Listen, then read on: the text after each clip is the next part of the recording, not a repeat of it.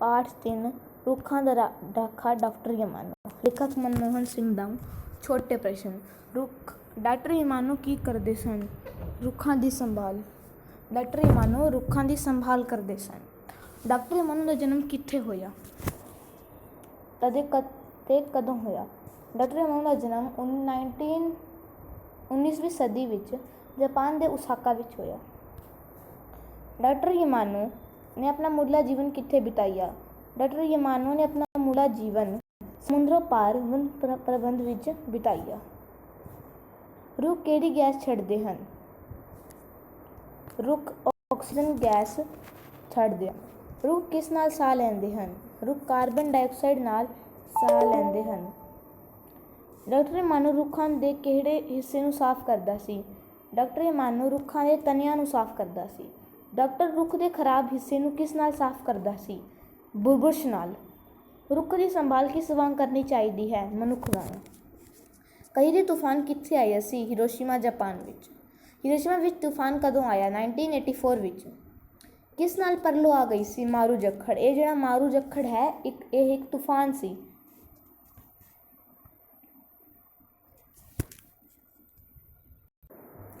ਕਿਹੜਾ ਰੁੱਖ ਜੜੋਂ ਉਖੜ ਗਿਆ ਸੀ? ਚੀਨੀ ਨੈਟਲ ਨਾਂ ਦਾ ਇੱਕ ਰੁੱਖ ਜੜੋਂ ਉਖੜ ਗਿਆ ਸੀ।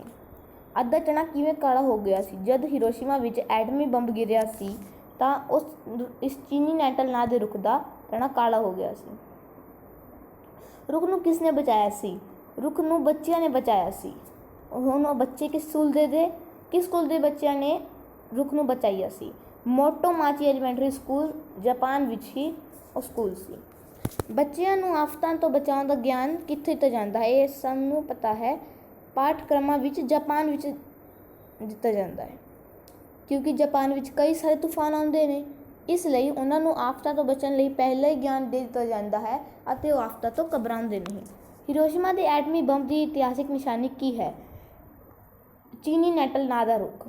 ਕਿਉਂਕਿ ਜਿਸ ਸਮਾਂ ਉਹ ਹੀਰੋਸ਼ੀਮਾ ਵਿੱਚ ਬੰਬ ਗਿਰਿਆ ਸੀ ਉਸ ਸਮੇਂ ਸਭ ਕੁਝ ਤਹਿਸ-ਨਹਿਸ ਹੋ ਗਿਆ ਸੀ। ਜਿਸ ਚੀਜ਼ ਦੇ ਉੱਤੇ ਉਸ ਬੰਬ ਦਾ ਪ੍ਰਭਾਵ ਪੜਿਆ ਉਹ ਖਰਾਬ ਹੋ ਗਈ ਸੀ, ਪਰ ਇਹ ਰੁੱਖ ਹਜੇ ਤੱਕ ਜੀ ਰਿਹਾ ਸੀ। ਡਾਕਟਰ ਯਮਾਨੋ ਦਾ ਪੂਰਾ ਨਾਂ ਕੀ ਸੀ? ਤਾਦਾਹਿਕੋ ਯਮਾਨੋ। ਡਾਕਟਰ ਯਮਾਨੋ ਨੇ ਹਥੇਲੀ ਨਾਲ ਕੀ ਜਾਂਚ ਕੀਤੀ? ਰੁੱਖ ਦੀ ਨਮੀ ਦੀ। ਰੁੱਖ ਕਿਹੜੀ ਪ੍ਰਕਿਰਿਆ ਕਰ ਰਿਹਾ ਸੀ ਜਾਂ ਉਸਦੀ ਕਿਹੜੀ ਪ੍ਰਕਿਰਿਆ ਕਾਇਮ ਸੀ? ਜੜ ਪ੍ਰਕਿਰਿਆ। ਇਸ ਦਾ ਮਤਲਬ ਹੈ ਕਿ ਉਹ ਜੜ ਨਾਲ ਕਰ ਰਿਹਾ ਸੀ। ਸੁੱਕੇ ਰੁੱਖ ਨੂੰ ਬਚਾਉਣ ਲਈ ਕਿਸ ਦੀ ਲੋੜ ਹੈ?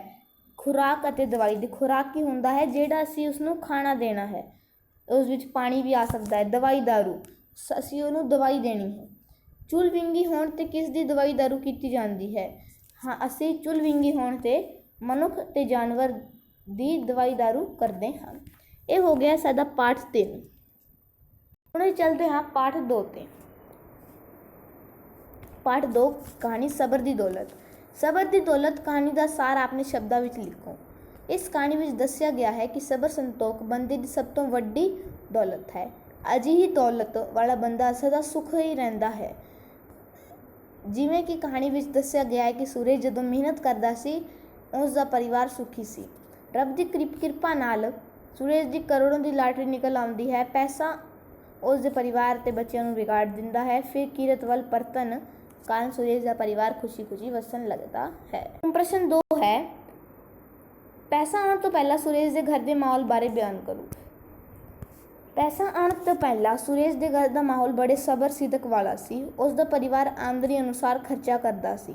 ਘਰ ਵਿੱਚ ਖੁਸ਼ੀ ਦਾ ਮਾਹੌਲ ਸੀ। ਹਰ ਕੋਈ ਸ਼ਾਂਤੀ ਨਾਲ ਕੰਮ ਕਰਦਾ ਸੀ। ਉਸ ਦੇ ਘਰ ਰੱਬ ਦਾ ਵਾਸ ਸੀ। ਪ੍ਰਸ਼ਨ 2 ਕੀ ਕਹਿ ਰਿਹਾ ਹੈ ਕਿ ਜਦੋਂ ਪੈਸਾ ਉਸ ਦੇ ਘਰ ਵਿੱਚ ਨਹੀਂ ਆਇਆ ਸੀ ਤਾਂ ਉਸ ਦੇ ਘਰ ਵਿੱਚ ਜਿਹੜਾ ਮਾਹੌਲ ਸੀ ਉਹ ਬੜਾ ਸਬਰ ਸਿਦਕ ਦਾ ਸੀ। ਉਸ ਦਾ ਪਰਿਵਾਰ ਆਮਦਨੀ ਅਨੁਸਾਰ, ਮਤਲਬ ਜਿਹੜੀ ਪੈਸਾ ਸੂਰਜ ਨੂੰ ਚਾਅ ਬਣਾ ਕੇ ਆਉਂਦਾ ਸੀ ਉਸ ਅਨੁਸਾਰ ਹੀ ਖਰਚਾ ਕਰਦਾ ਸੀ। ਘਰ ਵਿੱਚ ਖੁਸ਼ੀ ਦਾ ਮਾਹੌਲ ਰਹਿੰਦਾ ਸੀ ਅਤੇ ਹਰ ਕੋਈ ਸ਼ਾਂਤੀ ਨਾਲ ਕੰਮ ਕਰਦਾ ਸੀ ਅਤੇ ਉਸ ਦੇ ਘਰ ਵਿੱਚ ਰੱਬ ਦਾ ਵਾਸ ਸੀ। ਹੁਣ ਤੀਜਾ ਪ੍ਰਸ਼ਨ ਕੀ ਹੈ? ਘਰ ਵਿੱਚ ਪੈਸਾ ਆ ਜਾਣ 'ਤੇ ਸੂਰਜ ਦੇ ਘਰ ਦਾ ਮਾਹੌਲ ਕਿਸ ਤਰ੍ਹਾਂ ਦਾ ਹੋ ਗਿਆ? ਪੈਸਾ ਆ ਜਾਣ ਕਾਰਨ ਸੂਰਜ ਦੇ ਘਰ ਦਾ ਮਾਹੌਲ ਖੁਸ਼ੀ ਭਰਿਆ ਹੋ ਗਿਆ। ਉਸ ਦੇ ਬੱਚੇ ਆਪਣੀਆਂ ਖਾਹਿਸ਼ਾਂ ਦੱਸ ਰਹੇ ਸਨ।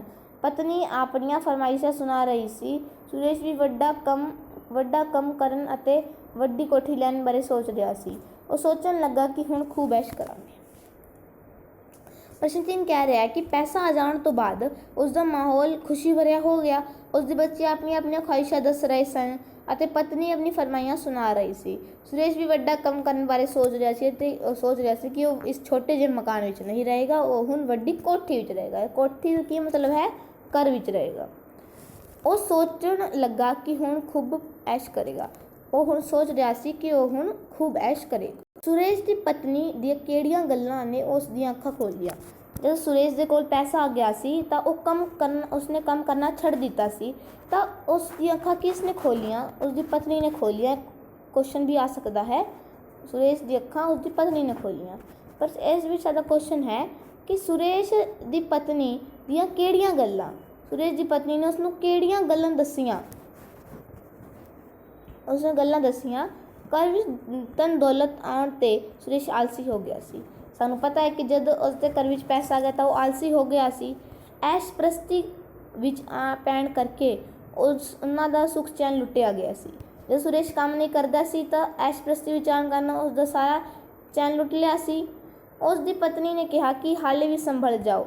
ਉਸਦੀ ਪਤਨੀ ਨੇ ਉਸਨੂੰ ਕਿਹਾ ਕਿ ਤੁਸੀਂ ਹਾਲੇ ਵੀ ਸੰਭਲ ਜਾਓ ਅਤੇ ਕੋਈ ਕੰਮ ਧੰਦਾ ਸ਼ੁਰੂ ਕਰੋ। ਸਾਨੂੰ ਪਤਾ ਹੈ ਜਿਸ ਦਿਨ ਤੋਂ ਉਸਦੀ ਲਾਟਰੀ ਨਿਕਲੀ ਸੀ ਉਸਨੇ ਆਪਣੀ ਚਾਹ ਦੀ ਦੁਕਾਨ ਬੰਦ ਕਰ ਦਿੱਤੀ ਸੀ ਅਤੇ ਹੁਣ ਉਹ ਕੁਝ ਕੰਮ ਨਹੀਂ ਕਰਦਾ ਸੀ। ਉਹ ਸੋਚਦਾ ਸੀ ਕਿ 10 ਕਰੋੜ ਬਹੁਤ ਹੁੰਦੇ ਨੇ, ਪਰ ਅਜਿਹਾ ਕੁਝ ਨਹੀਂ ਸੀ ਕਿਉਂਕਿ ਉਹ ਪੈਸਾ ਵੀ ਹੁਣ ਖਤਮ ਹੁੰਦਾ ਜਾ ਰਿਹਾ ਸੀ। ਬਾਬੇ ਨਾਨਕ ਦੀ ਸਿੱਖਿਆ ਨੂੰ ਯਾਦ ਕਰੋ। ਉਸਦੀ ਪਤਨੀ ਕਹਿੰਦੀ ਹੈ ਕਿ ਤੁਸੀਂ ਬਾਬੇ ਨਾਨਕ ਦੀ ਸਿੱਖਿਆ ਨੂੰ ਯਾਦ ਕਰੋ। ਉਹਨਾਂ ਦੀ ਸਿੱਖਿਆ ਕੀ ਸੀ? ਕੀਰਤ ਕਰੋ, ਨਾਮ ਜਪੋ ਅਤੇ ਵੰਡ ਕੇ ਛਕੋ ਨੂੰ ਯਾਦ ਕਰੋ, ਨਹੀਂ ਤਾਂ ਸੁੱਖ ਚੈਨ ਤਾਂ ਹੱਥ ਤੋਂ ਆਂਗੇ ਹੀ, ਔਲਾਦ ਤੋਂ ਵੀ ਹੱਥ ਤੋਂ ਬੈਠਾਂਗੇ। ਉਸਦੀ ਪਤਨੀ ਕਹਿੰਦੀ ਹੈ ਕਿ ਜਲਦੀ ਸੰਭਲ ਜਾਓ ਤੁਸੀਂ ਅਤੇ ਬਾਬੇ ਨਾਨਕ ਦੀ ਸਿੱਖਿਆ ਨੂੰ ਯਾਦ ਕਰੋ, ਨਹੀਂ ਤਾਂ ਸੁੱਖ ਚੈਨ ਤੋਂ ਹੱਥ ਹਮ ਧੋ ਦੇंगे तो बैठांगे, ਪਹਿਲਾਂ ਹੀ ਅਸੀਂ ਔਲਾਦ ਤੋਂ ਹੱਥ ਤੋਂ ਬੈਠੇ ਹਾਂ। ਇਸ ਗੱਲਾਂ ਸੁਣ ਕੇ ਸੁਰੇਸ਼ ਨੂੰ ਝੁੰਝੁਣੀ ਜਿਹੀ ਆਈ। ਇਹਨਾਂ ਗੱਲਾਂ ਨੂੰ ਸੁਣ ਕੇ ਸੁਰੇਸ਼ ਨੂੰ ਝੁੰਝੁਣੀ ਜਿਹੀ ਆਈ ਤੇ ਉਸ ਦੀਆਂ ਅੱਖਾਂ ਖੁੱਲ੍ਹ ਗਈਆਂ। ਉਸ ਨੂੰ ਪਤਾ ਲੱਗਿਆ ਕਿ ਪੈਸਾ ਨਹੀਂ ਹੁੰਦਾ, ਸਭ ਕੁਝ ਨਹੀਂ ਹੁੰਦਾ। ਸਬਰ ਸੰਤੋਖ ਹੀ ਸਭ ਤੋਂ ਵੱਡੀ ਦੌਲਤ ਹੈ। ਇਨਸਾਨ ਦੀ ਸਭ ਤੋਂ ਵੱਡੀ ਦੌਲਤ ਹੈ ਅਤੇ ਇਸ ਚੈਪਟਰ ਦਾ ਨਾਮ ਵੀ ਇਸ ਉੱਤੇ ਹੈ, ਸਬਰ ਦੀ ਦੌਲਤ, ਕਿਉਂਕਿ ਇਸ ਵਿੱਚ ਸਬਰ ਉਹਨਾਂ ਦੀ ਸਭ ਤੋਂ ਵਧੀਆ ਚੀਜ਼ ਹੈ। ਹੁਣ ਚੱਲਦੇ ਹਾਂ ਪਾਠ ਨੰਬਰ 1 ਦੇ ਉੱਤੇ। ਅਸੀਂ ਪਾਠ 1 ਤੇ 1 ਨੂੰ ਹੁਣ ਡਿਸਕਸ ਕਰਨਾ ਹੈ। ਅਸੀਂ ਪਾਠ 2 ਅਤੇ 3 ਨੂੰ ਡਿਸਕਸ ਕਰ ਚੁੱਕੇ ਹਾਂ। ਅਸੀਂ ਪਾਠ ਨੰਬਰ 1 ਤੇ ਜਿਸ ਦਾ ਨਾਂ ਹੈ ਜਿਉਂਦੇ ਰਹਿਣ ਮੇਰੇ ਦੇਸ਼ ਦੇ ਲੋਕ, ਸੁਰਿੰਦਰਜੀਤ ਕੌਰ। ਅਸੀਂ ਪਹਿਲਾਂ ਪੜ੍ਹਿਆ ਸੀ ਪਾਠ ਨੰਬਰ 2 ਜਿਸ ਦਾ ਨਾਂ ਸੀ ਸਬਰ ਦੀ ਦੌਲਤ ਅਤੇ ਉਸ ਦੇ ਲੇਖਕ ਹੈ ਸੰਪਾਦਕ। ਹੁਣ ਬੱਚੇ ਕੀ ਕਰਦੇ ਹਨ? ਸੰਪਾਦਕ ਲਿਖਾਉਂਦੇ। ਸਾਨੂੰ ਸੰਪਾਦਕ ਨਹੀਂ ਲਿਖਣਾ ਹੈ। ਜਿਸਨੇ ਉਸ ਬੁੱਕ ਨੂੰ ਛਾਪਿਆ ਹੈ, ਸੰਪਾਦਕ ਕੌਣ ਨੇ ਉਸ ਕਿਤਾਬ ਦੇ? ਕਰੁੰਬਲਾ ਦੇ ਨਰਿੰਦਰ ਸਿੰਘ ਦੁੱਗਲ ਅਤੇ ਜਸਬੀਰ ਕੌਰ। ਹੁਣ ਪਾਠ 1 ਜਿਉਂਦੇ ਰਹਿਣ ਮੇਰੇ ਦੇਸ਼ ਦੇ ਲੋਕ, ਸੁਰਿੰਦਰਜੀਤ ਕੌਰ। ਜਿਉਂਦੇ ਰਹਿਣ ਮੇਰੇ ਦੇਸ਼ ਦੇ ਲੋਕ, ਵਸਦੇ ਰਹਿਣ ਮੇਰੇ ਦੇਸ਼ ਦੇ ਲੋਕ। ਪ੍ਰਸ਼ਨ 1 ਕਵਿਤਾ ਅਤੇ ਕਵੀ ਦਾ ਨਾਮ ਤੇ ਦੇ ਰੱਖਾ ਹੈ ਜਿਉਂਦੇ ਰਹਿਣ ਮੇਰੇ ਦੇਸ਼ ਦੇ ਲੋਕ ਅਤੇ ਸੁਰਿੰਦਰਜੀਤ ਕੌਰ। ਦੂਸਰੀ ਚੀਜ਼, ਧਰਤੀ ਦੀ ਕਿਹੜੀ ਚੀਜ਼ ਮਹਿਕਦੀ ਹੈ? ਮਿੱਟੀ। ਧਰਤੀ ਦੇ ਬਾਗ ਬਗੀਚੇ ਕਿਵੇਂ ਬਹਿੰਦੇ ਹਨ? ਜਿਹੜੇ ਬਾਗ ਬਗੀਚੇ ਹਨ ਉਹ ਟਹਿਕਦੇ ਰਹਿੰਦੇ ਹਨ, ਹਰੇ ਭਰੇ ਰਹਿੰਦੇ ਹਨ। ਧਰਤੀ ਦੀ ਕਿਹੜੀ ਚੀਜ਼ ਚਹਿਕਦੀ ਹੈ? ਸਾਨੂੰ ਪਤਾ ਹੈ ਚਿੜੀ ਅਤੇ ਜਨੌਰ। ਜਨੌਰ ਦਾ ਮਤਲਬ ਹੁੰਦਾ ਹੈ ਜਾਨਵਰ। ਧਰਤੀ ਦੀ ਕਿਹੜੀ ਚੀਜ਼ ਚਹਿਕਦੀ? ਅਸੀਂ ਕਰ ਲਿੱਤਾ ਹੈ। ਧਰਤੀ 'ਤੇ ਆਉਣ ਵਾਲੀ ਆਫਤ ਨੂੰ ਕੌਣ ਰੋਕਦਾ ਹੈ? ਬਹਾਦਰ ਲੋਕ ਰੋਕਦੇ ਹਨ। ਧਰਤੀ ਦੁਆਲੇ ਅੰਬਰ ਛਾਇਆ ਹੈ, ਸਾਨੂੰ ਪਤਾ ਹੈ। ਨਦੀਆਂ, ਰੁੱਖ ਅਤੇ ਸਾਗਰ ਕਿਹੜੀ ਥਾਂ 'ਤੇ ਹਨ? ਸਾਨੂੰ ਪਤਾ ਹੈ ਹਰ ਥਾਂ 'ਤੇ ਹੁੰਦੇ ਨੇ ਹੈ। ਮਿੱਟੀ ਨੂੰ ਕੌਣ ਪੂਜਦਾ ਹੈ? ਪਰਬਤ, ਨਦੀਆਂ, ਨਾਲੇ, ਸਾਨੂੰ ਇਹ ਵੀ ਪਤਾ ਹੈ। ਕਿਸ ਦੀ ਪੁਕਾਰ 'ਤੇ ਲੋਕ ਜਾਨਵਰ ਦਿੰਦੇ ਹਨ? ਮਿੱਟੀ ਦੀ। ਤੁਸੀਂ ਇਸ ਦੀ ਜਗ੍ਹਾ ਮਿੱਟੀ ਦੀ ਥਾਂ 'ਤੇ ਭਾਰਤ ਮਾਤਾ ਵੀ ਲਿਖ ਸਕਦੇ ਹੋ, ਮਾਤਾ ਦੀ ਪੁਕਾਰ 'ਤੇ ਵੀ। ਫਿਰਕੂ ਫਨਿਆਰ ਡੰਗ ਚਲਾਏ, ਨਸ ਨਸ ਅੰਦਰ ਜ਼ਹਿਰ ਫੈਲਾਏ।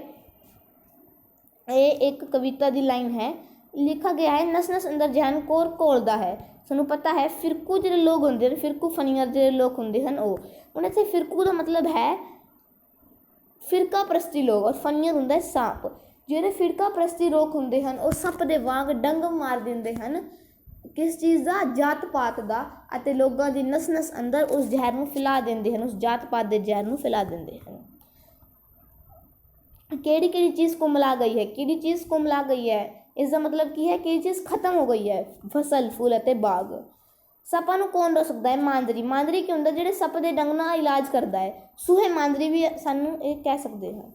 ਕਵੀ ਕਿਹਨਾਂ ਦੀ ਖੈਰ ਮੰਗਦਾ ਹੈ? ਸਾਨੂੰ ਪਤਾ ਹੈ, ਦੇਸ਼ ਦੇ ਲੋਕਾਂ ਦੀ ਖੈਰ ਮੰਗਦਾ ਹੈ। ਹਿੰਦੁਸਤਾਨ ਦੀ ਭਾਸ਼ਾ ਕਿਹੜੀ ਹੈ? ਹਿੰਦੀ। ਕਵੀ ਦਰਿਆਵਾਂ ਦੀ ਖੈਰ ਕਿਉਂ ਮੰਗਦਾ ਹੈ? ਪਾਣੀ ਪ੍ਰਾਪਤ ਕਰਨ ਲਈ ਜਾਂ ਜਲ ਪ੍ਰਾਪਤ ਕਰਨ ਲਈ।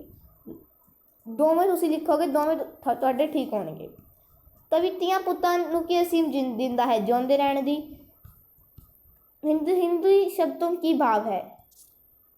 भाव मतलब इसका मीनिंग की है? हिंदुस्तान की वसनीक, समझे, हिंदुस्तान की भाषा। ऐसे कर लिया है तो प्लीज़ चैनल को सब्सक्राइब कर दें, क्योंकि आज हमने फर्स्ट सेकंड थर्ड चैप्टर के क्वेश्चन आंसर कर लिए हैं। DAV बोर्ड में ये चैप्टर्स आते हैं और इस बार भी जरूर आएंगे 2021 के बोर्ड एग्जाम में पंजाबी DAV।